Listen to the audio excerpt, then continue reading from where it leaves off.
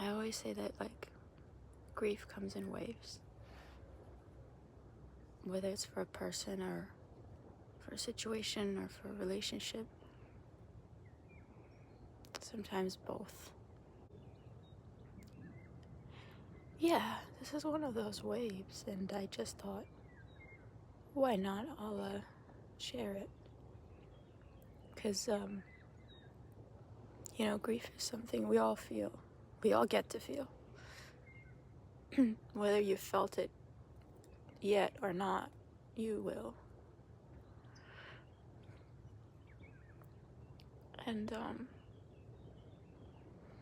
it connects us all, so. I was, taking a walk on the beach. I don't know if you can see. Thinking about my plans, what I'm gonna do next, and I thought about my dad. And honestly, I thought I was done, like, grieving for that loss. But that's how it goes. Like, you always think you're done, and then you're not done. Like, a thought will just hit you, and it's like, fuck. I didn't have a great relationship with my dad when he was alive, but he was one of those people that I felt really close to spiritually. We felt really similar in a lot of ways, and one thing that we had in common was that he also loved the sea, and he wanted to live close to the sea. I think he did when he was younger. Like, he lived in a sailboat when he was younger, so he did technically live next to the sea, but he never had a house close to the sea. And I know he wanted to. Like, that was one of his final plans, let's say, of finding a place close to the sea and, like, living there until he, passed away. And he never got to because, yeah, his health didn't allow it. And I was just thinking how nice it would have been, like, if he had gotten to do that. If he had gotten to live out those plans and, got a place close to the sea in Turkey, like, that was his plan.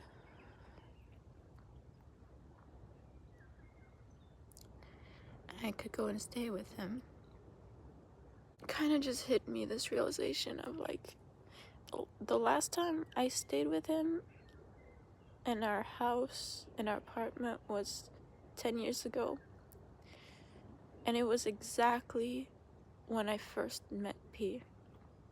Exactly. I messaged P online in our first interaction, and I was staying with him in his house.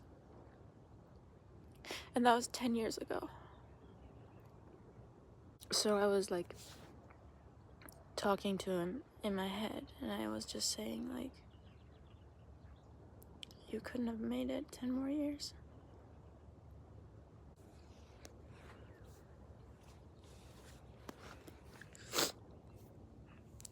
I guess not.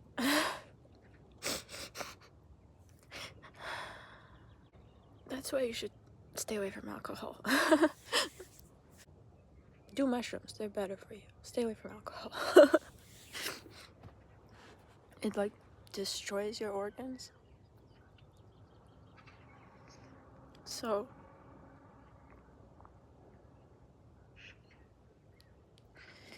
yeah, I just had that thought, and, I'm lucky enough to have some, other family members who are going to help me, but, like, it would have been so nice, like, not to have to worry about where I'm going. It would have been nice to feel taken care of. And putting all of his flaws aside, like, he made me feel so taken care of. More than anyone. I've known. So, like, he was one of those people that would bring you a pillow without you even asking because he thought your neck looks crooked. Let me bring you a nice pillow, you know? That kind of a person. Or like a blanket.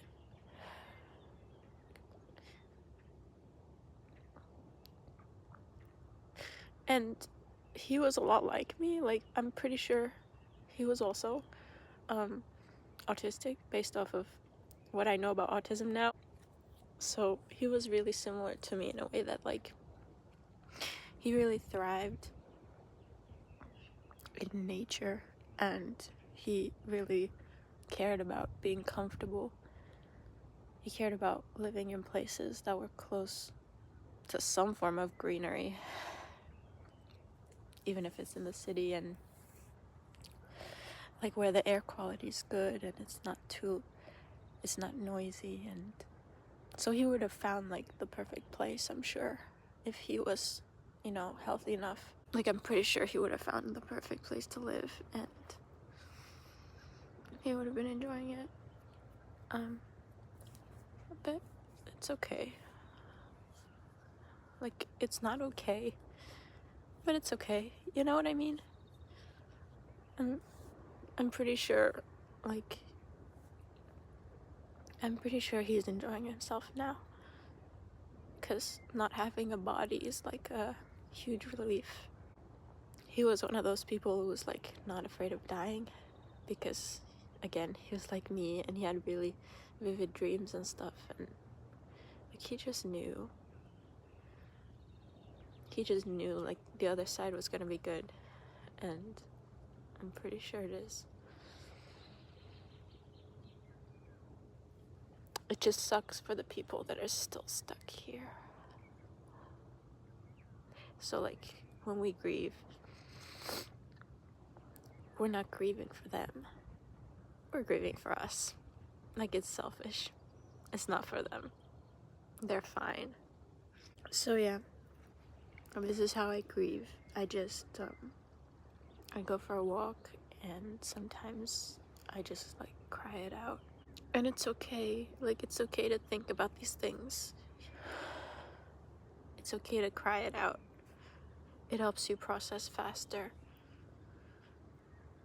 It also helps to share it, but like with the right people, you know what I mean?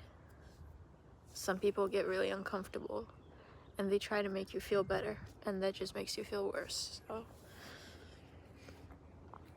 it's hard to find somebody who's been through it and like knows not to make you feel better, like knows that they just need to listen and like not say, oh, it's okay, blah blah blah. Don't try to make people feel better when they're going through grief. It makes it worse. Just understand that life is pain, you know? It's kind of a package deal. And some things are supposed to hurt because they're painful. But it's okay, because if you don't try to avoid the pain your whole life, like if you can just sit with it and let it hurt just for a minute, well, maybe like 10 minutes or 20 minutes, you know? If you just let it hurt for a bit,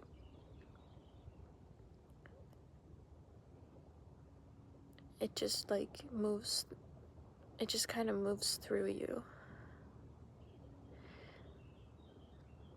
It's like a cramp, you know, you gotta wait it out. So you just wait a few minutes and then it goes away on its own.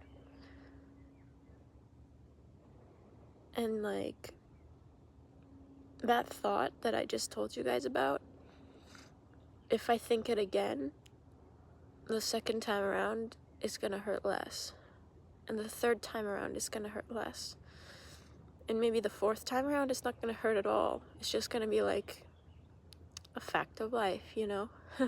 I think that's why therapy helps people. But you don't need to pay somebody to sit with you if you can sit with yourself. That's the trick.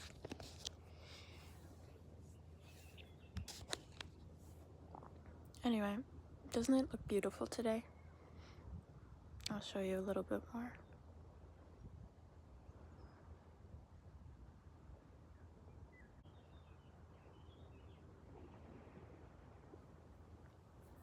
It's quite early in the morning, that's why the sun is so nice.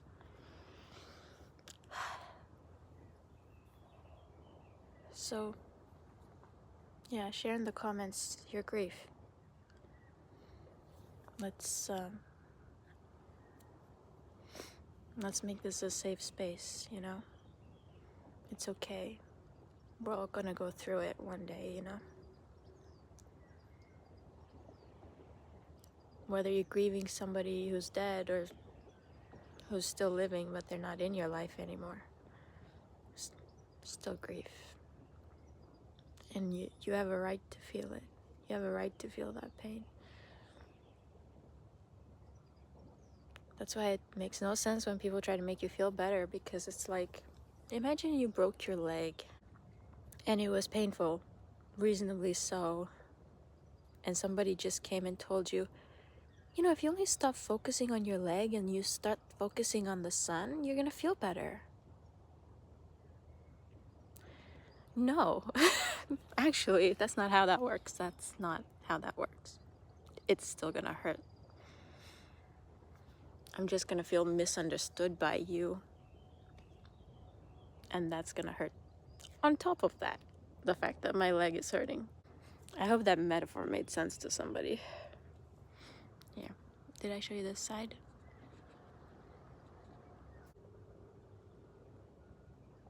Sometimes it'd be like that.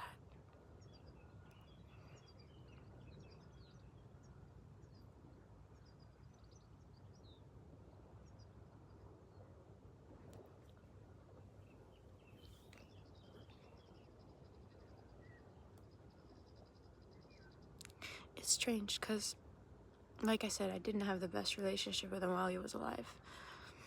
But as soon as he passed away, it's like I finally felt safe enough to feel all the love that he had given me, along with all the pain. If you know what I'm talking about. I finally had the chance to actually feel the love, because I didn't have to protect myself from him anymore. Because I didn't have to protect myself from the pain anymore. And it was really nice. I mean, it was sad, but it was nice to know that he really did care, and that it was his own demons that he was fighting. Like, it had nothing to do with us. That's usually what happens with people. Like, it's never really about us. If they're not doing well, sometimes that love comes mixed with a lot of pain, you know? Comes mixed with a lot of fears.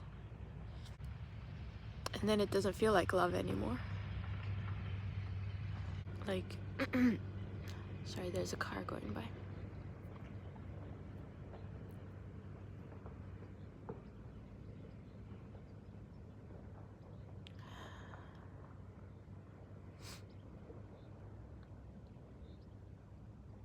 Like, when somebody has unhealed wounds and trauma, their love doesn't feel like love, because it's coming from a place of their fears. It's a mixed bag. So even though they love us, like, they can't fully show it, because they still have all of that unprocessed pain and trauma. And it makes them act in ways that are very much less than loving sometimes. Or they have self-destructive habits that make them act quite badly.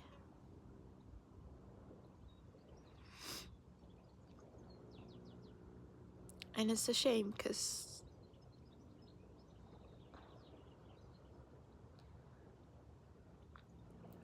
it's a shame because they do love us, you know? Like, the love is there.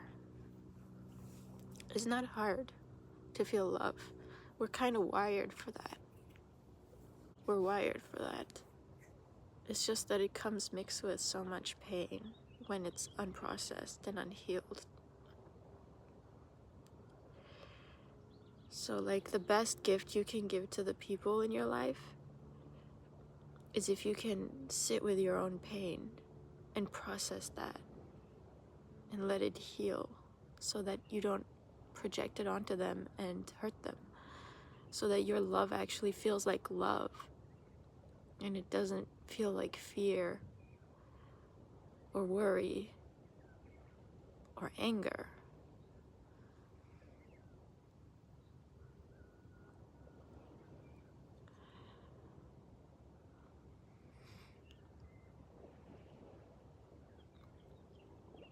Like when somebody in your life triggers you, just sit with that, you know? Don't react. Don't turn it back on them. Just sit with that so that you don't hurt the people you love. So that they can actually feel the love that you have for them. And they don't have to feel it when you're fucking dead. Anyway, that's the video for today. Thank you for joining me. And feel free to share your own grief in the comments. Whether it's for a person who's living or dead. Okay. I'll see you in my next video. Thank you for joining me.